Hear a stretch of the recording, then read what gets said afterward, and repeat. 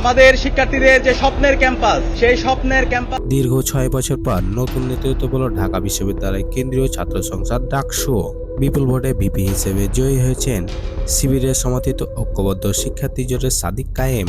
তিনি 14,042 ভোট পেয়ে নির্বাচিত হন। শিবির সমর্থিত জোটের এমন জয়ে আলোড়ন ফেলেছে ক্যাম্পাস জুড়ে। জনমনে কৌতূহল বেড়েছে তাকে নিয়ে। তার শিক্ষাজীবন শুরু হয় বাইতুল শরফ জব্বারিয়া আদর্শ মাদ্রাসা থেকে, যেখানে 2014 সালে তিনি দাখিল পাশ করেন। পরবর্তীতে কামিল মাদ্রাসা থেকে আলিম সম্পন্ন করেন এবং ঢাকা বিশ্ববিদ্যালয়ের রাষ্ট্রবিজ্ঞান বিভাগে ভর্তি হন এবং স্নাতক ও স্নাতকোত্তর সম্পন্ন করেন।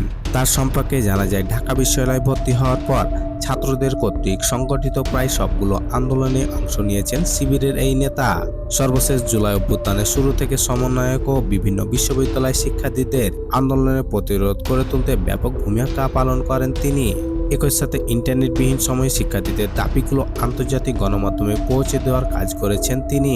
তবে অভ্যুত্থানের পর বাংলাদেশ ইসলামী ছাত্র শিবিরের ঢাকা বিশ্ববিদ্যালয় শাখার সভাপতি হিসাবে আত্মপরিচয় সামনে এলে ব্যাপক আলোচনার সৃষ্টি হয়। এইদিকে ডাকসু নির্বাচনে সাদিক কায়েমের পরাজয়ের পর উচ্ছ্বাস প্রকাশ করছে তার সমর্থকরা।